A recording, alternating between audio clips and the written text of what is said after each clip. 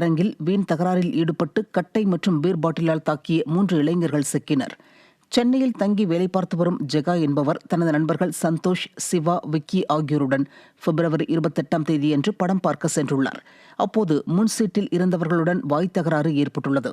தொடர்ந்து மன்னிப்பு கேட்டு பிரச்சனையை முடித்தனர். இதனையடுத்து படம் முடிந்து வெளியே வந்தவர்களை முன் சீட்டில் இருந்த நபர்கள் பீர் பாட்டில் மற்றும் கட்டையால் கடுமையாக தாக்கி கொலை மிரட்டல் விடுத்துள்ளனர். இதனையடுத்து அவர்களை தாக்கிய தனுஷ், ஈஸ்வரன், ராகேஷ்குமார் ஆகிய 3வரும் பிடிபட்டனர். ஸ்டாலின் ஆட்சியில் சட்டம் ஒழுங்கு சீர்குலைந்த நிலையில் நாளுக்கு நாள் வன்முறை சம்பவங்கள் அரங்கேறி வருவதாக பொதுமக்கள் வேதனை தெரிவிக்கின்றனர். ஆழ்கடல் கனிமங்கள் சுரங்கப்படுத்தப்படுவதால் சூழலியல் மற்றும் மீனவர்களின் வாழ்வாதாரம் பெரிதும் பாதிக்கும் என்று கேரள அரசு சட்டப்பேரவையில் தீர்மானம் நிறைவேற்றியிருக்கும் நிலையில் திராவிட மாடல் அரசு வெறும் கடிதம் மட்டுமே எழுதி கொண்டிருக்கும் அவல நிலை உள்ளது.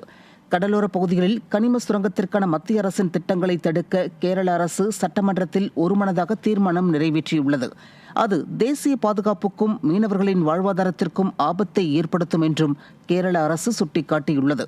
இவ்வாறு கேரளா நேரடியாக சட்டப்பூர்வ முடிவுகளை எடுக்க ஸ்டாலின் அரசு மீனவர்களின் உரிமைக்காகவும் சுற்றுச்சூழல் பாதுகாப்பிற்காகவும் எந்த ஒரு எதிர்ப்பு நடவடிக்கைகளையும் முன்னெடுக்காமல் வெற்று கடிதங்கள் மட்டுமே அனுப்புவது அரசின் செயலற்ற தன்மையை காட்டுவதாக மக்கள் விமர்சிக்கின்றனர். சென்னை மயிலாப்பூரில் சாலையில் நடந்து சென்ற இளம் பெண்ணிடம் ஆபாசமாக திட்டி தகராறில் ஈடுபட்ட நபர் சிக்கினார். மயிலாப்பூரில் கடந்த 2ஆம் தேதி மளிகை கடைக்கு தனது தங்கையுடன் சென்ற 24 வயது இளம் பெண்ணை அருணகிரி என்ற நபர் கையை பிடித்து ஆபாசமாக பேசி அப்பெண்ணிடம் அத்துமீறியுள்ளார்.